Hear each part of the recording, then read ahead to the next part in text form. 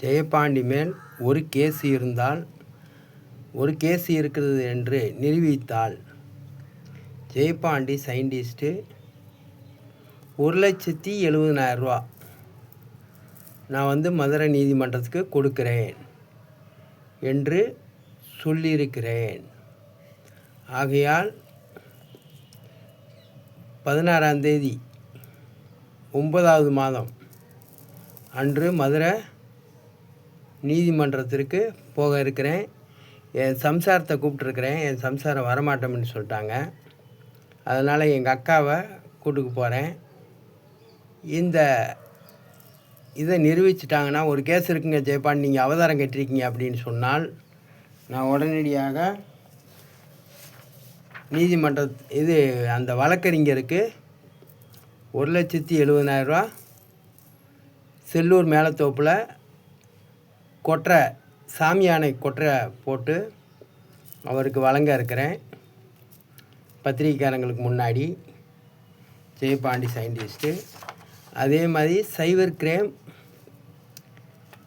ஜெயபாண்டி மேலே ஒரு கேஸ் இருக்குது அப்படின்னு நிரூபிக்கப்பட வேண்டும்.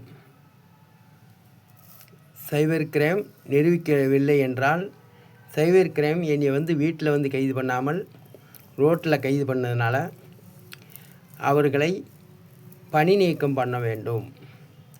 ஜெயபாண்டி வீடு வாசல் இல்லாமல் இருந்தவன் இல்லை. வீடு வாசல் இல்லாமல் இருந்தால் அப்படி கைது பண்ணலாம். வீடு வாசலோடு இருக்கிறவனை வீட்டில் தான் கைது பண்ணணும். ஆகையினால் இப்படி பண்ணுவது ஒரு நாகரிக கேடு, சைபர் கிரைம். அதுபோக செல்ஃபோனை பிடிங்கி வச்சுட்டு இப்போ என் செல்ஃபோன் யாருக்கிட்ட இருக்குதுன்னு தெரியலை. ஆகையால் 6 ATJ கிட்ட போகிறேன். 6 ATJ இந்த 5 நீதிமன்றமும் ஒரு அரசு வழக்கறிஞரும் கூட ஏன் ஜெயபாண்டி மதுரை கலெக்டர் ஆபாச வீடியோ போட்ட என்று 13 மாதமாக சிறையில் இருக்கும்போது கேட்கவில்லை, வெளிவாய்தா எடுத்தும்.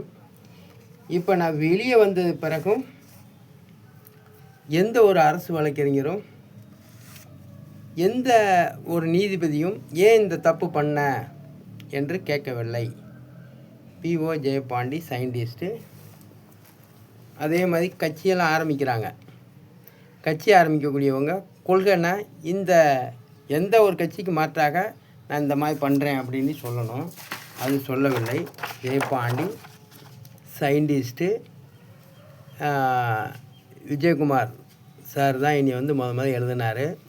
எப்படி இந்த காலேஜுக்கெலாம் போனீங்க, காலேஜுக்கு போகிறதுக்கெலாம் உங்களுக்கு எப்படி வாய்ப்பு கிடைச்சிதுன்னு சொன்னாங்க. ஹிந்து பத்திரிகையில் எழுதுனதுனால எனக்கு அந்த வாய்ப்பு கிடைச்சிது என்று சொல்லி விடைபெறுகிறேன். நன்றி, வணக்கம். 16ஆம் தேதி 9வது மாதம் போகிறேன்.